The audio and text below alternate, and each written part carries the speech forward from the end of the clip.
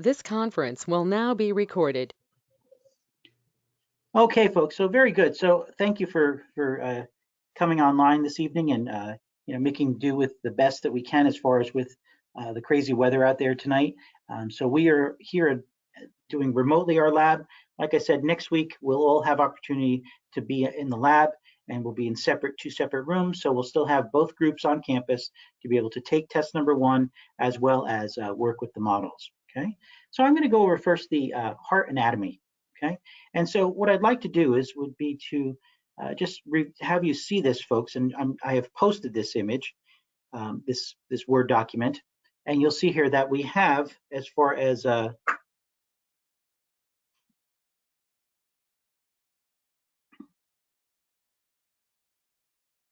excuse me, one moment here. I'm just making a little note to myself here.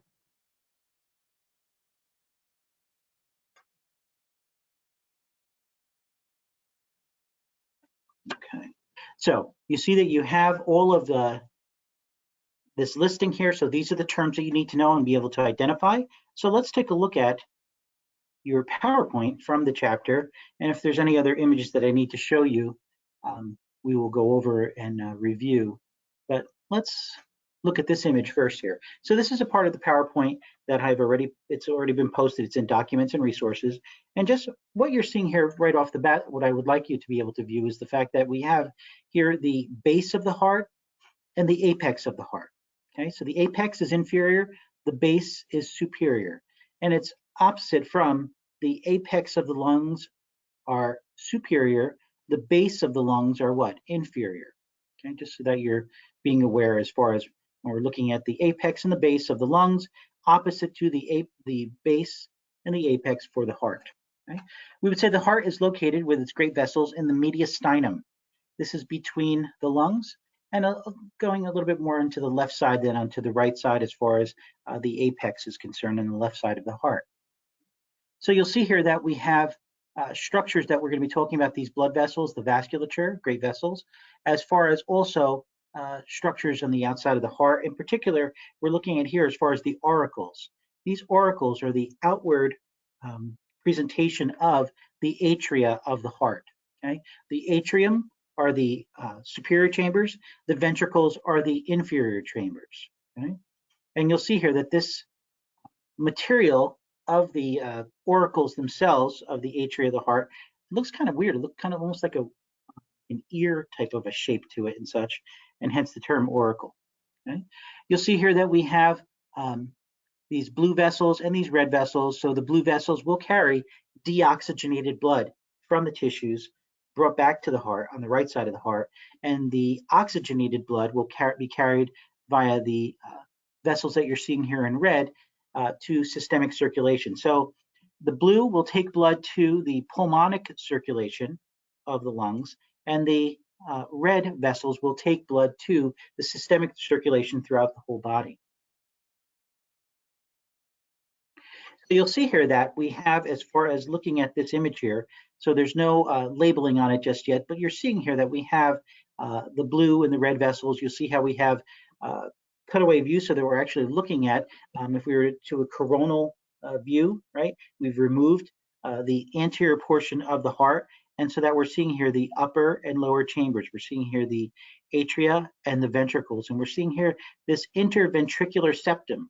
This is the wall between the right and left atria. Okay?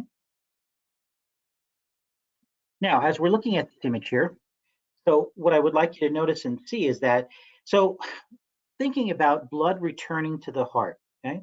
So the blood that's returning to the heart has the oxygen, we've depleted the oxygen because the oxygen has been delivered to the cells and tissues of the body, okay? So as it's returning, right, via the great veins, so we have here the inferior and superior vena cava, okay? These large blood vessels are bringing deoxygenated blood to the right upper chamber, that atrium, the right atrium. And I want you to know that, realize that the blood pressure is the lowest in the cardiovascular system as far as the superior and inferior vena cava. Lowest blood pressure. The highest blood pressure will be present in the aorta, the ascending aortic arch and the descending aorta. Okay, so that aorta will carry the highest blood pressure. The lowest pressure will be in the great veins here, the inferior and superior vena cava. Okay, so the lowest blood pressure is not present within we have arteries, arterioles, capillaries, venules, veins. So it's not in the capillaries. It would be present within the great veins as far as superior and inferior vena cava. Bringing that deoxygenated blood to the right side, the right atrium, it will pass through this valve right here, which is called the tricuspid valve. Tricuspid valve. And you'll see here that we have these chordae tendineae, which are anchoring the valve, this tricuspid valve, to the papillary muscle of the left ventricle. Okay, so we have tricuspid valve. It's called an atrioventricular valve, or an AV valve, because we have here represented the atria, the ventricles. So it's an atrioventricular valve. It's the tricuspid valve. Chordae tendineae are these cords. They're anchored via these papillary muscle, these little papules of muscle present within the ventricle. And I would like to also take a moment and just show you that we have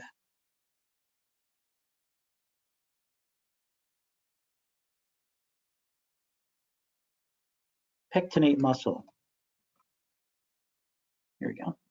Pectinate muscles is the musculature that we would say is what you're viewing. There we go. Let's get it better so that here we go. Okay, so this would be the atria, the right side of the heart, the right atrium, the upper chamber. This musculature right here you're seeing is called the pectinate muscle, present within the wall of the right atrium.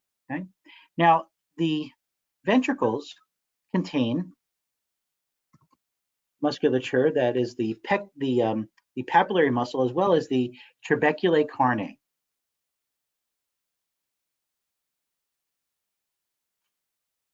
And so as you're looking at this here, so you're not seeing the pectinate muscle present here, okay?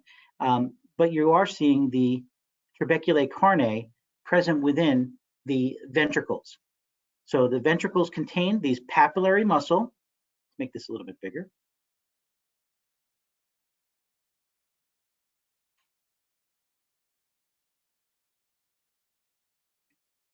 So you'll see here that these papules, these little papillary muscle, anchoring the chordae tendineae of the atrioventricular valves, tricuspid valve, and this would be the mitral valve, aka the bicuspid valve, in the left chamber. Okay, left atrium, left ventricle, papillary muscle, chordae, the trabeculae carnae.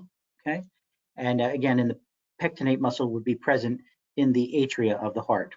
Okay. From here, go back to our PowerPoint here. All right. So again, you have here the apex of the heart is inferior. The base of the heart is superior. We have here also this this space right here, this interventricular septum, this wall between the lower chambers. Okay. Now you're also going to see two other areas where there are valves present, and we have the pulmonary semilunar valve. You see this right here, and the aortic semilunar valve. The pulmonary semilunar valve allows blood from the left ventricle to exit that chamber. Okay, and know that when we're thinking of the heart and we're talking and discussing the structures of the heart, we're talking about two pumps. Okay, so we have a pump pumping to the pulmonary circulation to the lungs, and then on the left side, pumping to the systemic circulation to the tissues of the body. Okay, so we have here this pulmonic semilunar valve, right, present within and allowing blood to exit, right, deoxygenated blood through the pulmonary trunk to the pulmonary arteries, right here and right here. So arteries are taking blood away from the heart. See how blood would be going to the lungs, right, to the lungs by these pulmonary arteries. Now, again, deoxygenated blood. This is an instance where we would say that an artery is carrying a deoxygenated blood. Not normally the case. Throughout the whole body, arteries are carrying oxygenated blood. But in the case of the arteries that are taking blood away from the heart to the lungs, these are carrying deoxygenated blood. Now, the lungs will oxygenate the tissues, and we'll discuss this in quite detail for the respiratory system, and allowing for then this oxygenated blood to return via these pulmonary veins. Again, this is one instance where we have veins are carrying oxygenated blood. Normally, throughout the whole body, right? You'll look at here, these are veins. What are they carrying? Deoxygenated blood to the heart. But veins are carrying these pulmonary veins are carrying oxygenated blood to this left chamber, this left atrium. Okay? And you'll see here that it'll pass through this mitral valve, aka this bicuspid valve. You see that it's anchored via these chordae tendineae to these papillary muscle. Trabeculae carneae is present, and it kind of looks like that just very strange looking, odd, distinct looking musculature I showed you earlier there. Okay, so pectinate muscle for the upper chambers, the atria, trabeculae carneae for the lower chambers, the ventricles, as well as these papillary muscles, these little papules of muscle anchoring the chordae tendineae for the mitral valve and the tricuspid valve. Okay. Now you'll see here that we also have this aortic valve. So these are called semilunar valves. Pulmonic semilunar valve or pulmonary semilunar valve, and the aortic semilunar valve right here, carrying oxygenated blood, allowing it to enter into the ascending aorta, aortic arch, and the descending aorta, also known as that descending aorta, the thoracic aorta. Okay, and so this is, we're looking at just structures regarding great vessels that are taking blood to the heart and away from the heart. Okay. And look at this here. This is interesting as far as the valves of the heart. So you see here that these semilunar valves are different in structure, right, than the atrioventricular valves. So you see here the tricuspid for the right side of the heart, the bicuspid or the mitral valve for the left side of the heart, okay, allowing for blood to go from the atria, passing through this valve to the ventricles, allowing blood from the right atrium passing through this tricuspid valve into the right ventricle, left atrium passing through the mitral valve into the left ventricle. And you'll see here that these semilunar valves, they have these cusps. These cusps are present, and they act like a kind of like a cup that can be filled, okay? And when blood passes through and then it closes, that semilunar valve it closes and it fills with blood to help keep a closed space there, as far as not allowing really for blood to fill up in the ventricles. And then once these valves do open, then blood will pass through and then it'll fill back up with blood and close up. Okay, a little bit of different structure regarding the atrioventricular valves. See, there's no chordae tendineae connecting to the pulmonary or pulmonic and the aortic semilunar valves. All right, so here we have, this is just a good image, and again, this is in the PowerPoint, and just showing you, realizing that there are two different pumps present in the circulation of blood throughout the body, as far as the right side of the heart, the left side of the heart. The right side sending blood to pulmonary circulation, okay? And then we have blood going to deoxygenated, entering into the pulmonary, into the lungs and such, and interacting with the alveoli of the lungs, and oxygenation is taking place of the capillaries, and then taking this oxygenated blood back to the left side of the heart via these pulmonary veins. So pulmonary arteries taking blood away from the heart, pulmonary veins bringing oxygenated blood to the heart. Again, this is an exception to the rule. Primarily, arteries will carry oxygenated blood. Primarily, veins will carry deoxygenated blood. But just this, an exception. And then you'll see here, as far as the left side of the heart, then taking this oxygenated blood via the aorta and then into systemic circulation, so that the cells and tissues of the body can be oxygenated, and then removal of CO2, and this oxygen poor blood will reach back into the right side of the heart for oxygenation. Okay. We'll see here also in this image here. So this is showing you the conductive pathway of the heart. So the heart has what we would call a pacemaker of the heart. As far as the electrical conductivity of the heart, there's a pacemaker. It's called the SA node, sinoatrial node. It's located right here, superior chamber of the aspect of the right atrium. Okay, and then from here, electrical activity action potentials will travel to the left atrium and to the AV node, the atrioventricular node, passing through this bundle. Okay, we would call this atrioventricular bundle, or it's also known as the bundle of His, HIS, and then it'll pass through here, right, through the interventricular septum, through these bundle branches, and then to these Purkinje fibers present in the walls of the left ventricle. So we have contraction beginning first here in the atria and then spreading to the ventricles, contracting as one. So atria contract as one, ventricles contract as one, beginning with the atria and with the ventricles. Okay, and again, that pacemaker of the heart, SA node. Right now, just haven't know as far as anatomically where this is located, and then we will discuss in more detail as far as what's going on as far as with when I do a lecture regarding the conductive system there. And I'll talk more about as far as the EKG, aka also known as the ECG, right? And looking at, we'll discuss this in more detail and such. Today, just in lab there, we're just discussing and introducing the actual, we're just discussing the anatomical structures and such. Now, what I would like to do also, I'm sorry, my little doggy is barking here and I need to have anybody here downstairs to help me calm the little pup down. So let's see here. We have, let's get the,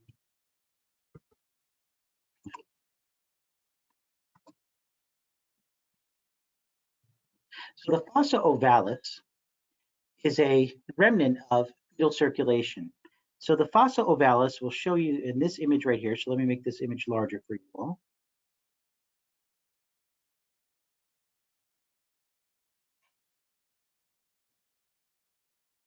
We'll be looking at two structures. We'll be looking at the fossa ovalis highlighted right here, okay, right here.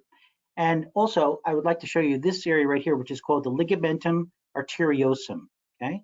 So this area right here and this area right here are remnants of fetal circulation. It's not highlighted here or labeled here, but this is the ligamentum arteriosum, okay? Fossa ovalis. So it's not a hole. It's an indentation. It's just an area where there's a little bit a fossa. It's not a hole. A hole would be a foramen. Well, in the case of fetal circulation, there was a foramen ovale. Okay, foramen ovale was right here. Becomes the hole gets closed up. But during fetal circulation, it allowed for then blood to pass from the atria to atria. So there was communication. There was an opening between the atria, and there was also an opening right here. This was called the ductus arteriosus. So this was also a vessel that becomes a ligament. Okay, it closes up. But in fetal circulation, there was.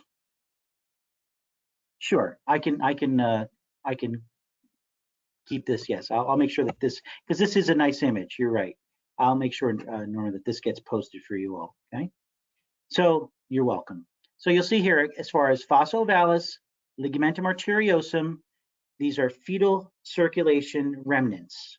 So we would say then this would, in the fetus, as far as fetal circulation, the foramen ovale and the ductus arteriosus. They're both were vessels at one time allowing for movement of blood between, because we're not having blood being oxygenated via the lungs of a fetus because they're not breathing the external air. The fetus hasn't been born yet. That little child hasn't been born yet. Okay, and here you're seeing also, just to give you an idea. So here again, that interventricular septum. You're seeing here the trabeculae carnae, and you're seeing a little bit of that pectinate muscle right here that you can view also, like right here, but primarily right here. Okay, so pectinate muscle in the atria, trabeculae carnae in the ventricles, and the papillary muscle also. See these little papules of muscle, these little bumps anchoring the the chordae tendineae of the AV valves, the tricuspid AV valve, the mitral, aka the bicuspid AV valve. Really, we use the term mitral more than we would use the term bicuspid, although they are AKAs for each other. Primarily in practice, you'll see mitral valve is being used. Okay, let's see here. All right, so that's it as far as the fetal circulation is concerned. Let's go here to our heart anatomy. Then I would like to show you, okay, yeah, I'm going to show you also,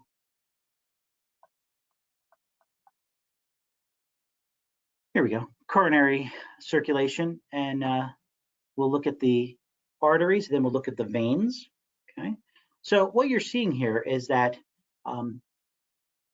as we look at the anterior aspect of the heart, okay, and what you're seeing is that the direct first branching of arteries that come directly off of the ascending aorta. See, this would be the aortic valve, right?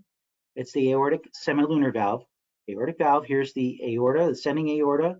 Nope, that's it, okay. You'll see here, this is the aortic arch. This would be then the descending aorta, also known as the thoracic aorta. So we're looking at coronary circulation and knowing that we have here right coronary artery, we have the left coronary artery, but you really don't see much of it because it's covered by the aorta and structures that are present here. And so then you're only going to see a little piece of the left coronary artery. And then it bifurcates, it branches into the circumflex artery and the anterior interventricular artery here. This would be the one that they call it the widowmaker, as far as issues with blockages that can cause severe heart attack, you know, a catastrophic heart attack, right? Here we have the marginal artery and arterial supply. This is what it'll really go the circumference of the heart. Okay, so you see in the posterior aspect, it's in lighter color. This would be circumflex. Here we have as far as the right coronary, and then coming into the posterior interventricular artery or posterior descending artery, okay? Also known as, you see that they're descending interventricular, can be used interchangeably, okay? So this is coronary circulation, right? Directly coming first branch off of the aorta. So this blood supply is oxygen rich, is it not? And this is what really is one of the contributing factors that allows for your heart to continually beat and not having any issues as far as fatigue is concerned, because it's receiving the most oxygenated blood from the body to the actual heart organ itself. Now let's look at as far as the venous supply. Give me one moment here to find where I got that there. Here we go. All right, so you'll see here, so this is just another image. I'll post these images also for you to give you a little bit more information. But you'll see here as far as, again, we have here the aorta. We have here also pulmonary trunk. And so realize, like, see what's going on as far as the covering up of the left coronary artery so that it's deep within and you're only seeing a little branch of it before then you have the circumflex, and the anterior interventricular, aka the descending artery, okay? And we would call it left descending, or the here's the marginal, and the right descending, or the posterior interventricular artery, aka is also known as, right? Here's the right coronary artery, marginal artery, right? You'll see here with the veins, okay, in the venous system here, what we have going on, and really a lot of times we'll look at the posterior aspect of it to really get a better picture, but you're seeing here that we have, and I'm going to show you another image to make it a little bit easier for you to understand, because when I'm testing you, I'm going to show you the posterior aspect of the heart. Let's look here as far as,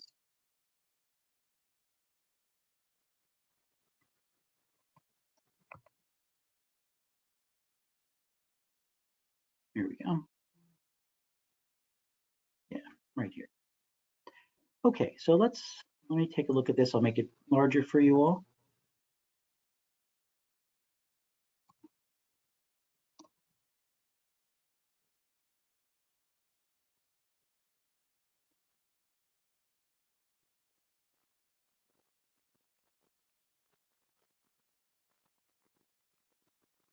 Okay, so you're looking at the posterior aspect of the heart, and what you're seeing here is that the cardiac vein, the great cardiac vein, comes from anterior to posterior. So we have the great cardiac vein. This would be the coronary sinus, the small cardiac vein, and this would be the middle cardiac vein. So they're all coming together at this area here of the coronary sinus. And what they're doing is they're taking deoxygenated blood from the actual heart muscle itself, from the heart, the organ itself, bringing that deoxygenated blood, gathering it to the coronary sinus. The coronary sinus is going to come right to the right. Yeah, interesting, right? Coming to the right atrium, bringing that deoxygenated blood, and it's going to pass through an opening. We call it the ostium. Okay, so in your image right here, your your Word document. Let's see here. Here we go. Ostium for the coronary sinus. This is a hole. This is an opening that will bring the deoxygenated blood from the coronary sinus to the right atrium. Because again, what's going on? The right atrium is receiving deoxygenated blood. What are these structures right here? Inferior vena cava, superior vena cava. Okay, so that's what's going on there, folks. Okay, so knowing that it's taking the deoxygenated blood right to the atrium, and again, the coronary arteries are bringing oxygenated blood directly to the heart organ itself, the organ of the heart itself there, okay? All right, so what I'm going to do next, folks, is let's stop sharing for a moment there. Okay, does anybody have any questions at all with the heart anatomy? So there's a lot of structures, a lot of parts to the heart, okay? And this is why, again, too, you know, just showing you images and such, it's good, better than not doing anything whatsoever. But I also want to have you, allow you to have the opportunity to actually touch the organs, you know, the organs, the models of the organs on campus there at the lab, okay? So we'll do that next week after the test number 1. Okay, all right, so hi to everyone again. Let's take a look now at blood vessels and such. Got the ostium. So the ostium, yeah, okay, so the ostium, all it is, right? So you see here, ostium for the coronary sinus, okay? All it is that the great cardiac vein, the middle cardiac vein, and the small cardiac vein bring blood where? To the coronary sinus, okay? So so you see right here, so the great cardiac vein, the middle cardiac vein, and the small cardiac vein are all bringing deoxygenated blood from the heart itself to this coronary sinus. The coronary sinus will empty into the right atrium because the right atrium gathers the deoxygenated blood. Well, how is that blood going to enter from the coronary sinus? It's going to enter through a hole. That hole is called the ostium, O-S-T-I-U-M, the ostium of the coronary sinus. Just a hole inside of the right atrium. That's all. Okay. All right. So then we go to the vasculature as far as You're welcome. You're welcome. I didn't catch the other, someone else was reaching out there. Yes, there are. Well, I can't just give you one off the top of my head, but I know that there are videos that'll show you blood flow and such. And you know what? I also let's come back here for a moment. I'm going to share my screen. And what I would like you all to do, and you need to practice because you're going to have a quiz on this. So it won't be next week, but you'll have a quiz the following week. So like 2 weeks from today, right? Really, like that third lab, there's going to be one of your quizzes, and this will be for.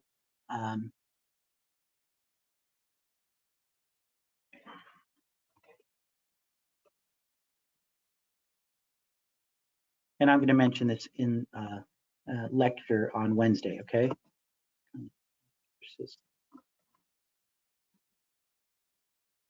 Circulation. So you need to figure out however you would like to do this, but I will need to know from you. Let's see if I can show you the chart here.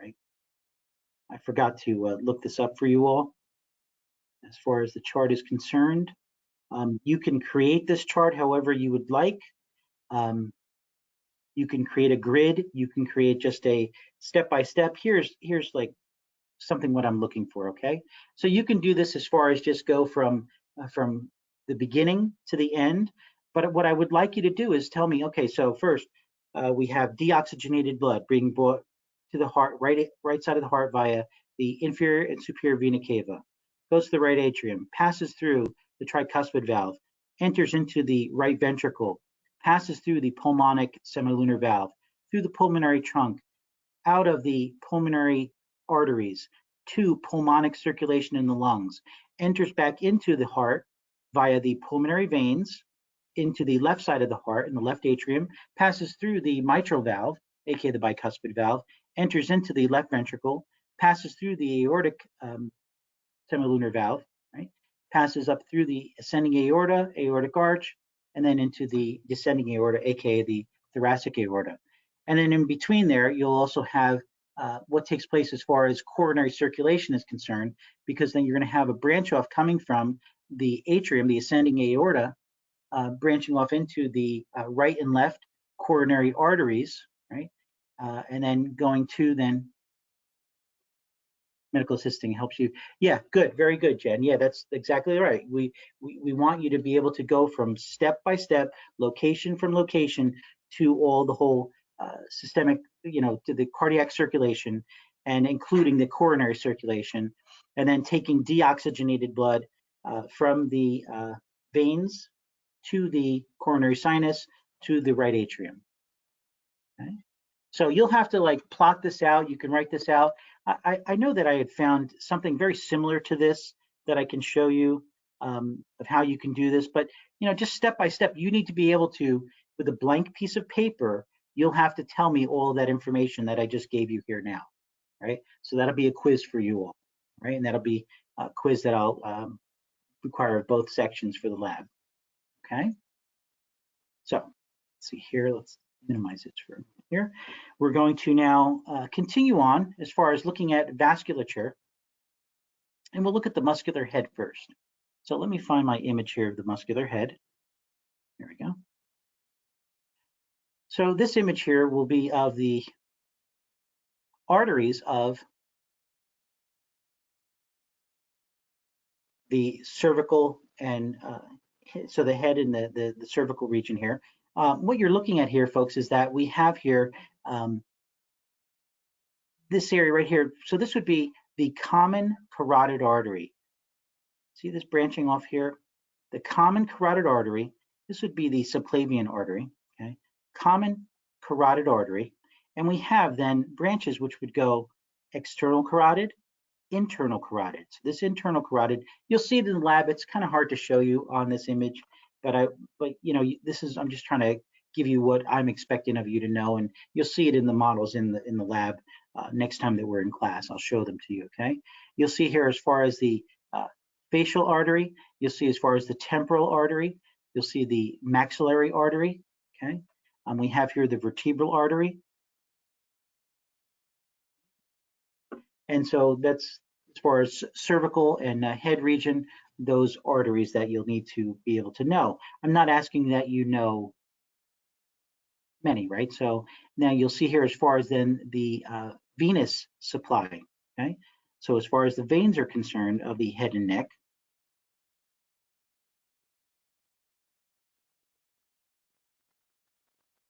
oh, here we go.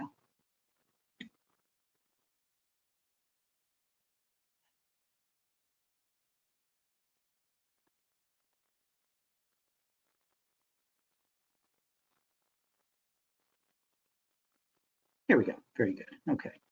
So what you're seeing here, folks, is that we have here, again, this would be then the jugular, as far as we have the internal and external jugular veins.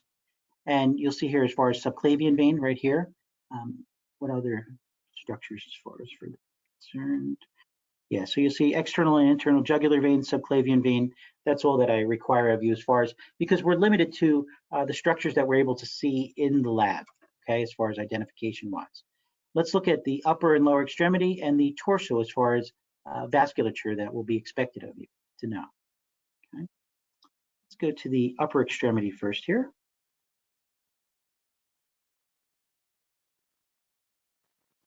And let's make this larger.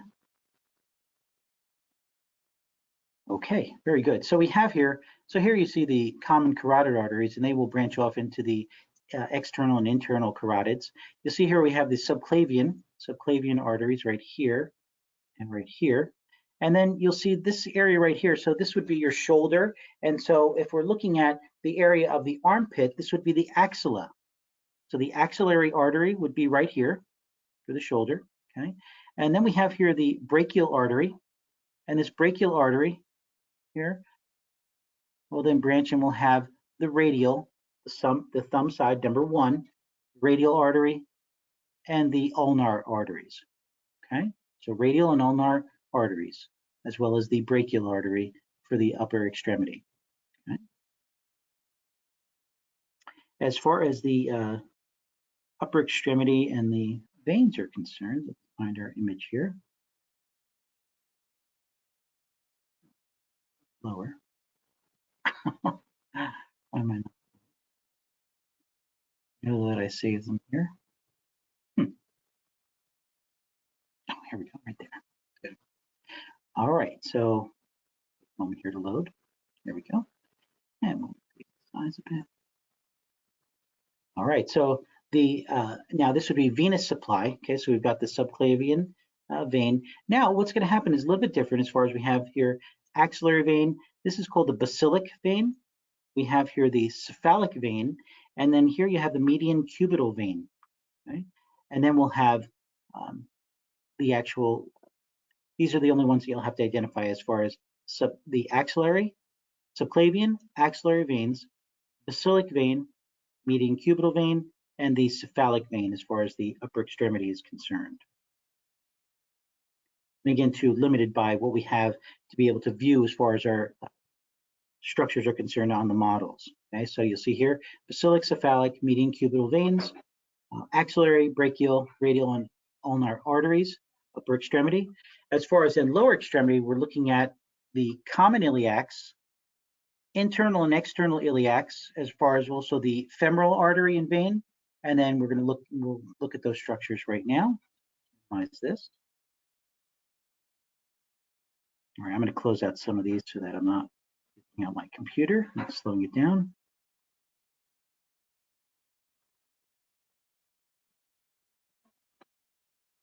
Okay, so let's look at the lower extremity now. All right, so this would be a lower extremity as far as the arterial supply is concerned. And so what we're looking at here, folks, is that this would be superior to this area of bifurcation here would be the abdominal aorta.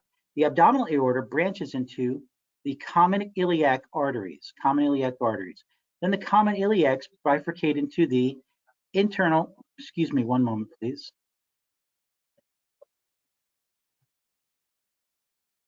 Excuse me, one moment.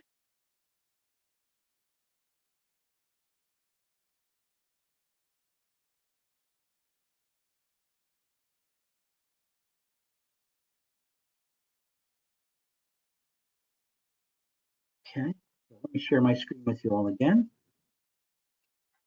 So you'll see here as far as the common iliac arteries, the internal iliac arteries, the external iliac arteries, then the external iliacs will become the femoral artery.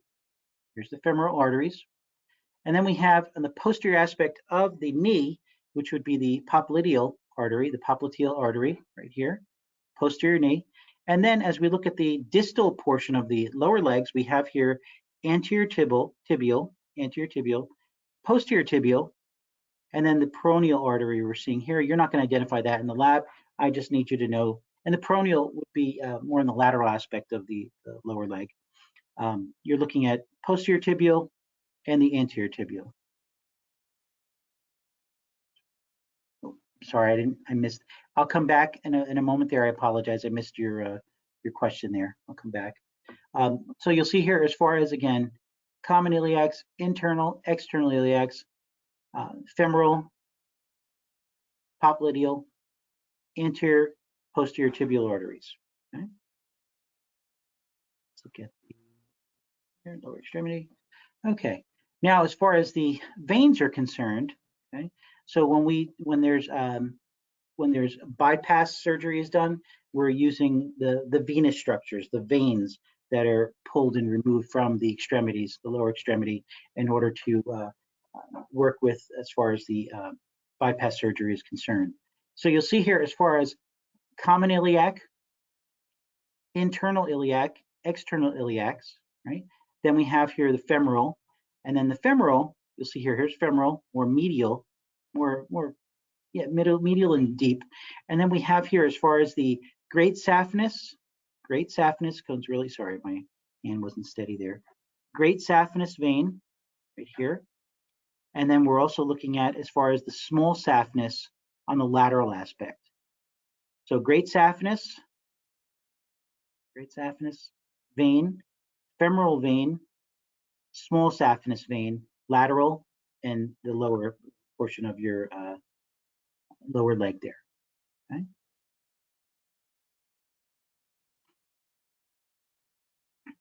Okay, so that one.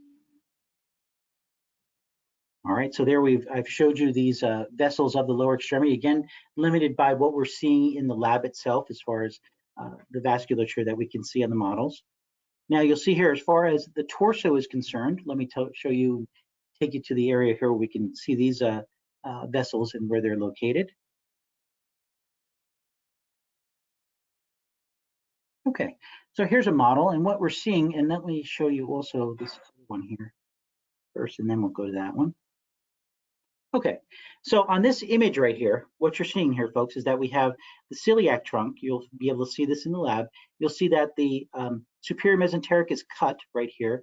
The inferior mesenteric is cut right here. Okay, so celiac trunk, superior mesenteric, inferior mesenteric. This is the abdominal aorta. Abdominal aorta. Here, then we have then the common iliacs, the internal iliacs, the external iliacs. Okay. You're also seeing here as far as vasculature that goes to the kidneys would be renal. Vasculature that goes to the spleen would be splenic. Okay? Vasculature that goes to the liver would be hepatic.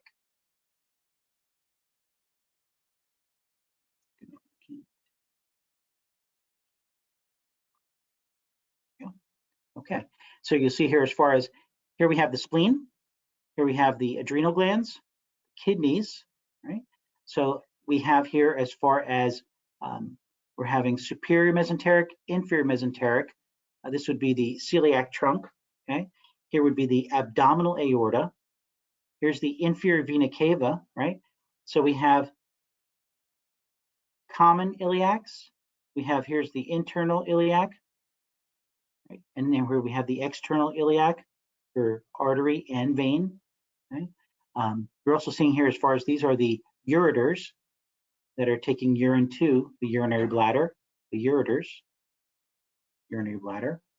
Again, any vasculature that's going to the spleen would be the splenic arteries and veins, renal vein, renal artery.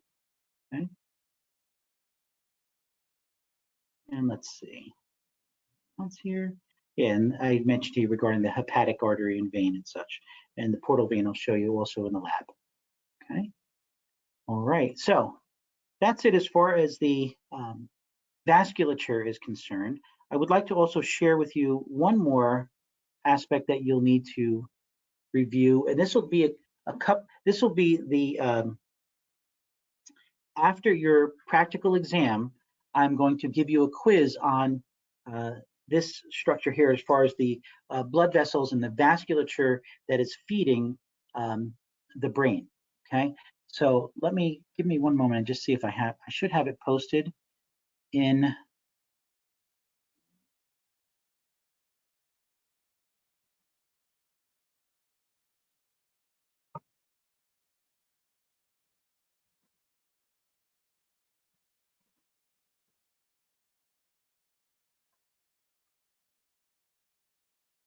All right, so here. Okay, so let's make this image larger.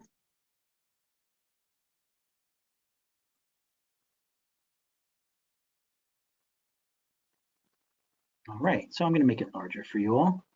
Just bring it down for you all here. So you're seeing that what you see here is that, recall I mentioned to you earlier today as far as the common carotid will branch into the external and internal carotids. The internal carotid is going to bring freshly oxygenated blood from the left side of the heart, from the left ventricle, and bring it to the brain, right? To the undersurface, the inferior aspect of the brain. And so you're seeing here that you will have to be able to identify this structure here. And you'll see all the parts here as far as you'll have to identify all of these different blood vessels. And this will not be on your practical exam. I will create a quiz just for this aspect as far as you have committing to memory the circle of Willis. Okay, so this will be a quiz after your first practical exam. Okay, so the week after your practical exam, you will have this circle of Willis quiz that you'll have to do. Okay, this might be something that I might have you do online for us so that everybody does it at the same time. I don't have a problem with that as far as the quiz is concerned for this. But just expect that you're not going to do anything inappropriate as far as cheating is concerned. I trust you. So you'll see here as far as, so we're looking at cerebral, we're looking at cerebellar, right? So cerebellar, now I'm going to make this smaller for a moment here. So you see here, as far as we know where the cerebellum is located, right? So you'll see here that these vertebral arteries, so this is a branching coming off of the basilar artery. Excuse me one moment here.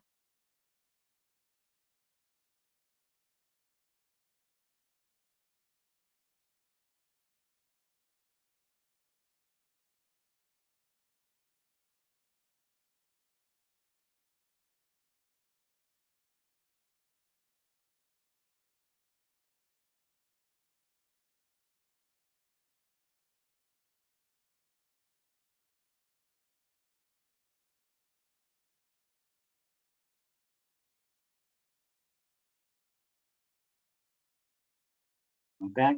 I will post images for you that I've been sharing with you all here, okay? Let's see, where was that? Share my screen. And again, talk to you about, yeah, here we go. So vertebral artery, right? I showed you where the vertebral artery is located, right? We're looking in the cervical spine. So this is where it really, it originates. Then we'll have here the anterior spinal artery. So the anterior spinal artery, the vertebral artery, which is a bilateral artery, right, in the cervical region. You'll see here as far as the posterior inferior cerebellar, anterior inferior cerebellar, okay, superior cerebellar. Do you see how these names are common names, right? We're seeing here cerebellar, cerebellar, cerebellar. You'll see here this centrally located artery is the basilar. We have these pontine arteries coming off of the basilar artery. And then you'll see as we go, the superior aspect of this image here, we're looking at cerebral. So we have anterior cerebral, we have here middle cerebral, we have here posterior cerebral. Okay? There's an anterior communicating and a posterior communicating artery, and here are the internal carotid arteries. Okay? So I know it seems like there's a lot to this image and such, but you'll be able to get it as far as you'll see here that multiple arteries are cerebral, multiple arteries are cerebellar, and then we have that common basilar artery that bifurcates to the vertebral. And what does this create here? This creates a V, so the vertebral artery. And you'll see here this, what do we have? We have one spine, so this would be the anterior spinal artery. So basilar, pontines, spinal artery, the vertebral artery, and again, like I said, superior, anterior, posterior, cerebellar, anterior cerebral, middle cerebral, posterior cerebral, okay? And two communicating arteries, the anterior and the posterior, and then you're looking at then the internal carotid arteries, okay? So this again, like I said, and I'll post this as far as coursework is concerned.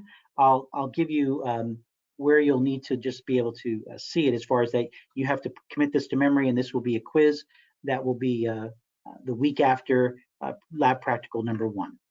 Okay, so that's in quite a few weeks still to go, but just giving it to you right now as far as with the whole cardiovascular lab information. And again, knowing that I'm not going to put this, so Cervical Willis and the structures here will not be located, will not be given to you during the lab practical number 1. It'll be its own individual quiz. Okay. Right. So, are there any questions for you all? Recording.